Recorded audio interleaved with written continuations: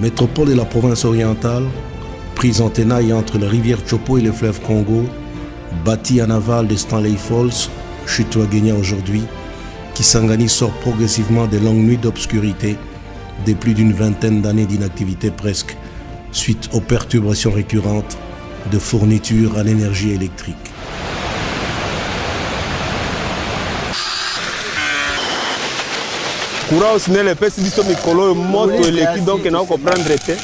C'est clair et net qu'à Kisangani, aujourd'hui, le courant est meilleur. Le courant est plus stable et meilleur aujourd'hui dans Kisangani que dans plusieurs autres villes du pays. Dans les cas de projet, on a placé 170 points lumineux. Nous, du côté SNEL, on s'est attelé pour aller un peu plus. On a répertorié les grandes artères de Kisangani.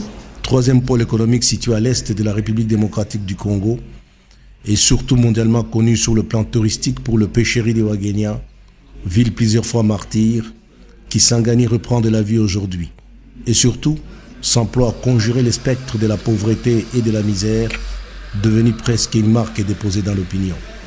Il y a des gens aujourd'hui qui travaillent, des gens hier qui ne travaillaient pas du tout. La petite et moyenne entreprise aujourd'hui travaille. Il y a des soudeurs, il y a des réparateurs de frigos. Donc c'est toute une classe moyenne qui se met à bouger. Et donc la réhabilitation a un impact très positif, très positif. Période ya kala musato banosa ngwa ezaka très difficile. Tato dans semaine moko to ça la coura 3 fois. Suite à délestage le kaki. Et puis tomoni coura est stable. So coura kei ça 1 heure du temps ezongi. En tout cas et pesa biso sengomingi. Baba bongisa do banda souder na ville musalaka il faut que na ville metala le loyo to comme soukela na commune. Avant il ne fait pas d'activité de ce côté. Nous tous nous venons des centres-villes parce qu'on avait démoli le centre-ville et on a trouvé qu'il y avait une démarcation. Chaque fois il fallait prendre les activités, les produits pour aller moudre en ville. Comme nous sommes résidents de Kabondo et on a déjà réhabilité le courant à Kabondo et nous sommes rentrés à Kabondo, nous travaillons à Kabondo, vraiment ça va. On a du courant permanent chaque jour. D'ici 1 semaine ou 2 semaines, on peut avoir 3 ou 4 mollets encore. Avantage je mets biso na musala courant to moni keta mususu to bande ko bima bato moko mabe liboso na ba client na biso. Alors siko ba komi ko sentir comment na que réalité ya musala ekomi.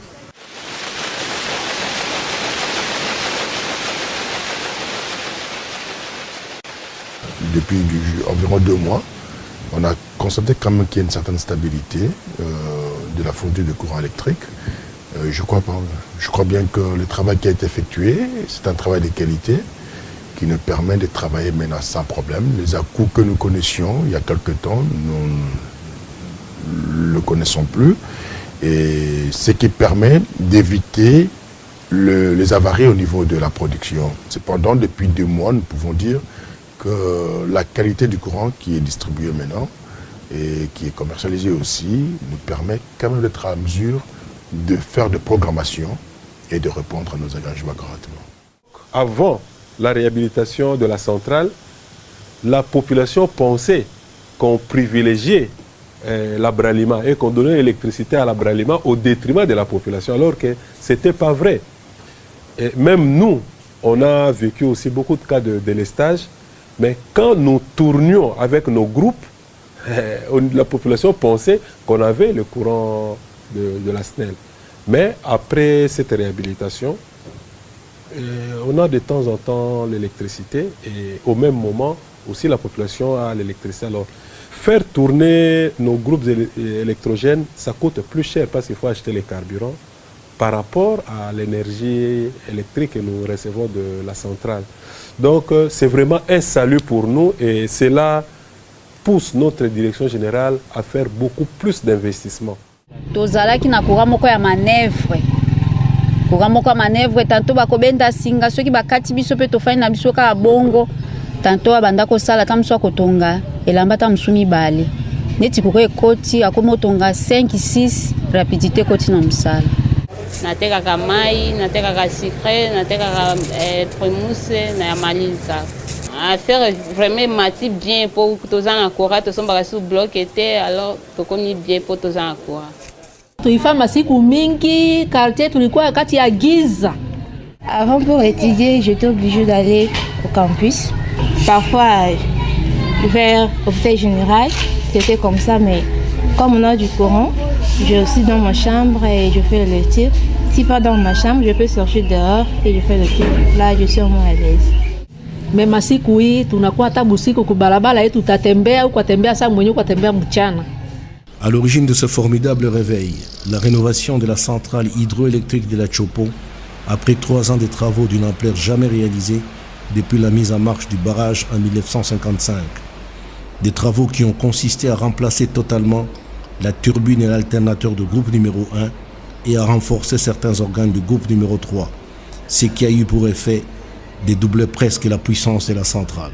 Avec la réhabilitation de la machine numéro 1, fruit de la coopération de la République avec la Belgique à travers la coopération belge, on est arrivé pas à réhabiliter comme on a fait au groupe 2, mais on a acheté une nouvelle machine. Tout ce qui était dans le puits autour du groupe, on a enlevé et on a amené un équipement neuf, des équipements neufs qu'on a placés là-bas. Et ça nous a amené un surplus de 7 MW. Ce qui fait qu'aujourd'hui, nous sommes à plus ou moins 20 MW. Toute cette charge-là est absorbée déjà par la population, par la ville. Les besoins de la ville actuellement atteignent déjà cette capacité-là. En fait, c'est vers les années 90 que la centrale hydroélectrique de la Chopo commence à montrer ses premiers signes de faiblesse et d'essoufflement. Depuis lors, faute d'entretien conséquent, la dégradation ne fera que s'accélérer. Le déficit a été constaté à partir des années 90 et qu'en 98, le premier groupe est tombé totalement. Donc la puissance qui était développée, qui était de 20 MW, a été réduite de moitié. Nettement en deçà de besoins énergétiques de la ville, les 13 MW, puissance cumulée du groupe numéro 2 et numéro 3 restés en fonction et surtout tournant désormais à plein régime, seront vite dépassés, avec comme conséquence délestage incessant sur d'importantes parties de la ville et avaries accélérées sur le réseau urbain de transport et de distribution de l'électricité. Avant le projet, toutes les cabines, la plupart étaient en surcharge, ça c'est de 1.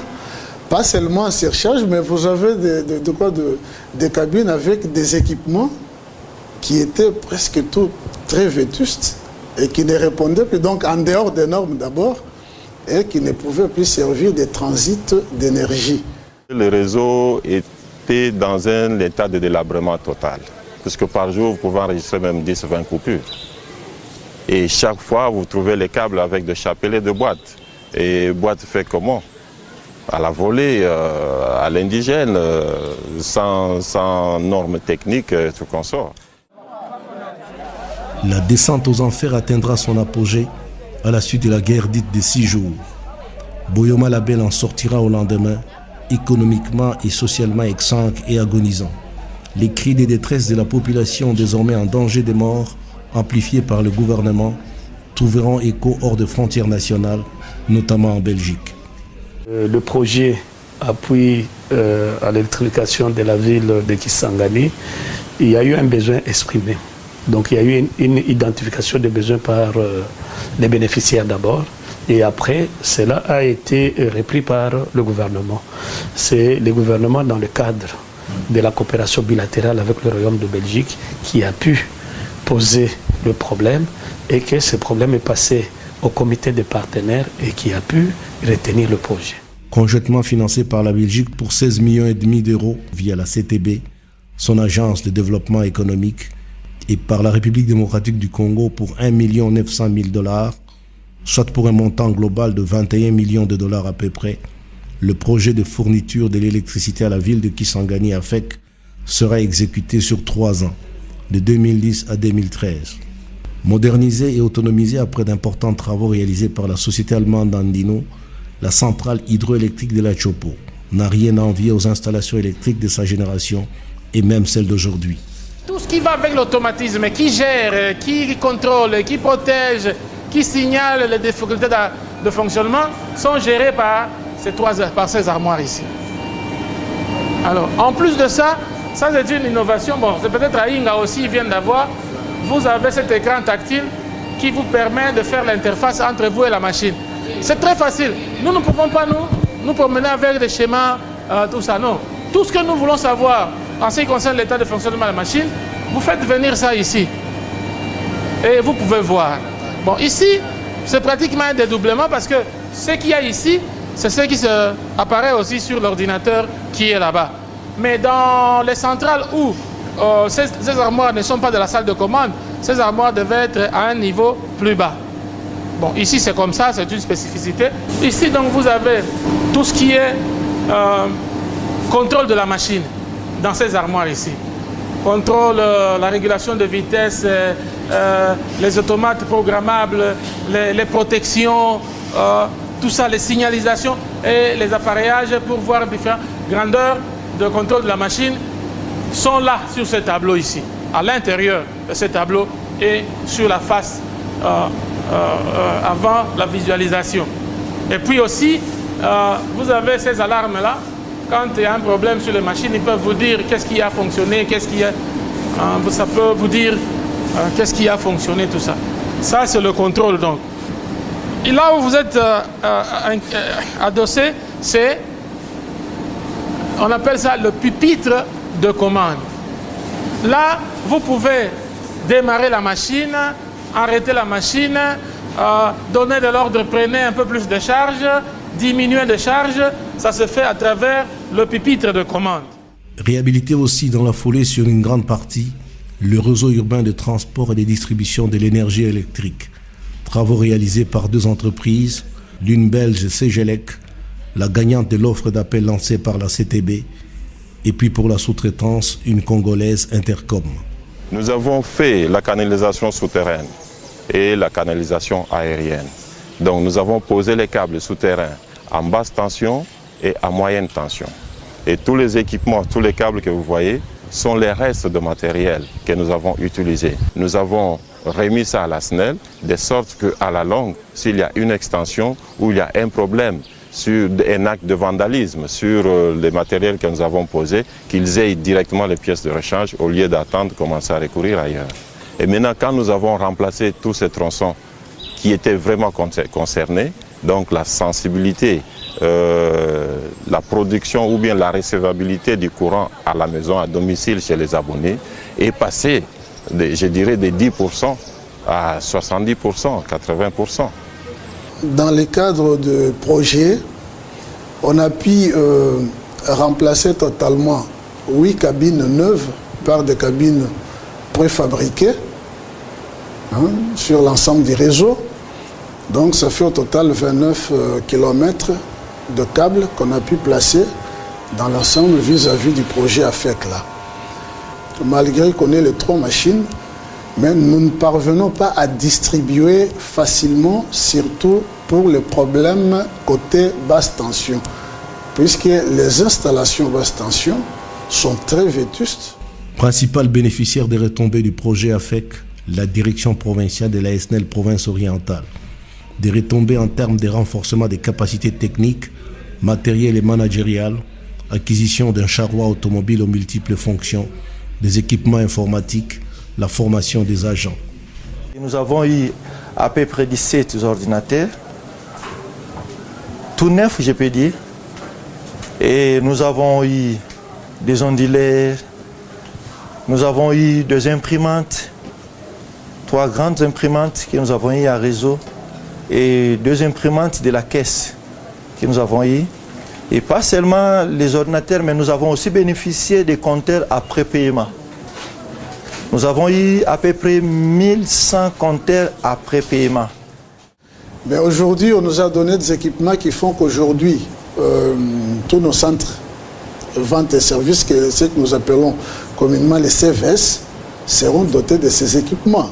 L'autre aspect toujours dans la gestion commerciale, Et il y a le système de prépaiement, de compteurs à prépaiement que nous venons de mettre à pied. Hein, ça, c'est aussi une innovation et ça permet à nous, la SNEL, de pouvoir maîtriser certains paramètres liés à cette gestion clientèle. Les opérations qu'on est en train de faire ici peuvent être suivies en temps réel à Kinshasa, la direction générale. Ça, c'est vraiment une innovation. En ce moment même, qui m'a donné l'argent pour acheter ces unités ici, moi, je vais introduire seulement son numéro de compteur. Ça va aller à Kinshasa et puis on me renvoie directement le nom de l'abonné. Vous voyez, ça s'affiche là, le nom de l'abonné. Ça y est là. Il s'appelle Bosongo Baelongandi. Vous voyez, le nom est là. Directement, je vais introduire le montant 11 000 francs congolais. Ça y est là. Je confirme ça directement et j'envoie ça directement à l'imprimante pour qu'il puisse avoir son code qu'il va introduire dans son interface.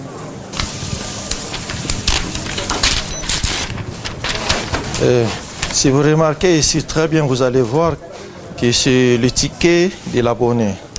Il y a le nom qui est là à l'intérieur et il y a aussi le code qu'il va introduire dans son interface est à l'intérieur. Et pas seulement ça, vous allez voir encore, comme il a acheté, ça va lui montrer aussi les kilowattheures par rapport à son argent là. Vous voyez, il a par exemple 11 000, il a 262 kilowattheures. Si quelqu'un, une autre personne récupère ça, il ne peut jamais aller introduire ça. Même s'il introduit, il ne va pas entrer parce que chaque code qui sont utilisés ici a un numéro compteur à l'intérieur. Et que vous ne devez jamais déchiffrer ça, connaître ça. Quand j'ai dit maîtriser certains paramètres, vous savez, avec les compteurs ordinaires qu'on avait toujours utilisés, ce sont des compteurs qui pouvaient être piratés facilement par les abonnés. Alors vous comprendrez qu'en piratant les compteurs, nous-mêmes, la SNEL, avoir de l'argent dans ce que nous donnons comme produit, ça devenait un problème, un casse-tête. Et qu'aujourd'hui, avec ce système-là de prépaiement, nous sommes sûrs qu'en tout cas, je peux dire 99, pourquoi pas 100% de notre produit que nous marchandons, en tout cas, nous mobilisons ces recettes-là. Et ça, c'est vraiment un grand pas que nous pouvons dire par rapport à la gestion clientèle. Première expérience grandeur nature dans la ville de Kisangani, l'installation de compteurs prépayés, surtout dans les quartiers populaires. Une vraie révolution qui n'en finit plus de susciter d'abord curiosité, ensuite enthousiasme et enfin adhésion. Je vois les gens s'intéressent beaucoup à ça et puis ils viennent chaque fois demander, comme c'est une nouvelle technologie, bon, ils veulent souvent les informations. C'est pourquoi il faut être là très tôt pour un peu expliquer, c'est le temps qui me prennent, le temps là d'expliquer ces gens-là, pourquoi, parce que souvent, pour eux, ils pensent qu'il faut, comment est-ce qu'ils peuvent connaître, si je paye 10 000, ça va me faire tout un mois. C'est souvent de telles questions qu'ils sont en train de payer. Alors on les parle, il faudrait chercher comment il faudrait qu'ils viennent à gérer très bien leur consommation. Oh, ya bino tozomona ngoka ezana lokwa miracle. Ndebo lobito bandaka kopesa mbongo. So to sali na lifo to pesa kimbongo nde esili. Ata singa ezana kura mais ekopelate. C'est pour la première fois que j'achète.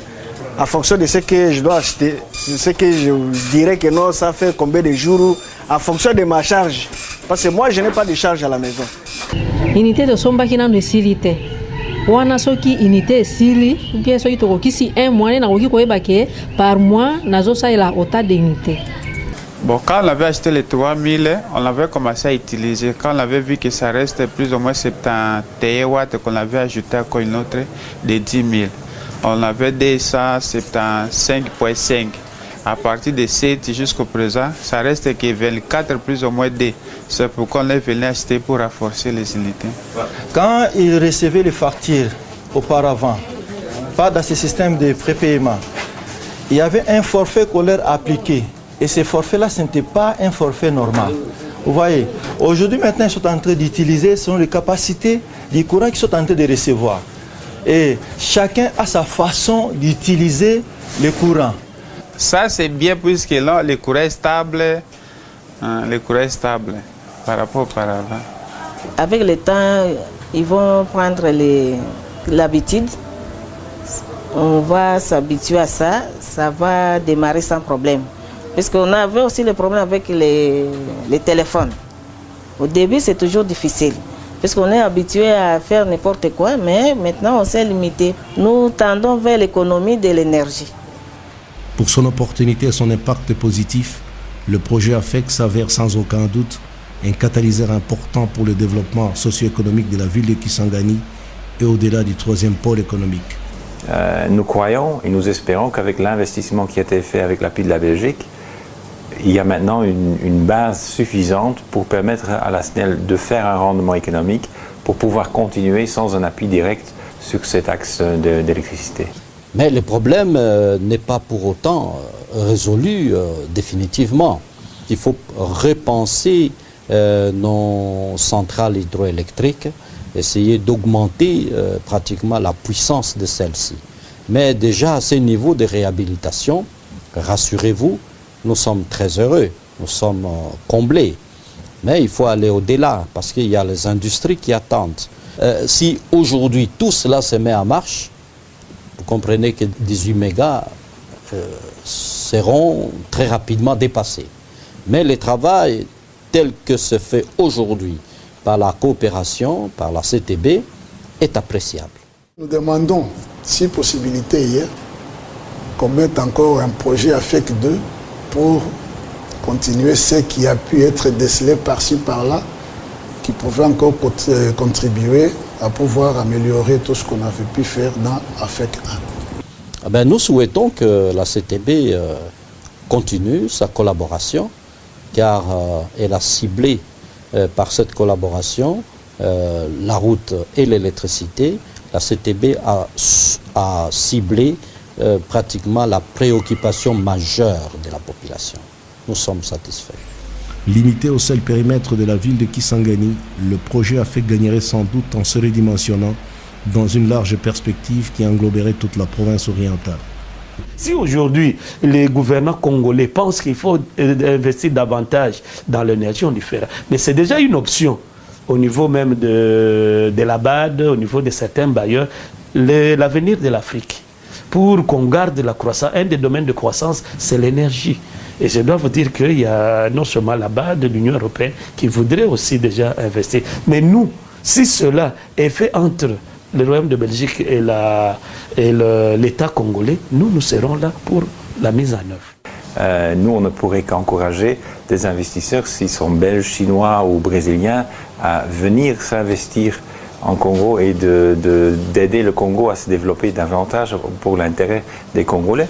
Et moi, j'irai plus loin. Moi, j'espère surtout, parce qu'il y a des Congolais très fortunés qu'ils investissent eux aussi dans leur patrie et qu'ils y croient. Comme le Sphinx, et malgré les tribulations, Kisangani renaîtra toujours de ses cendres. L'énergie électrique n'offre-t-elle pas de nouvelles perspectives pour un avenir radieux à cette ville qui a tant souffert et trop attendu son décollage socio-économique?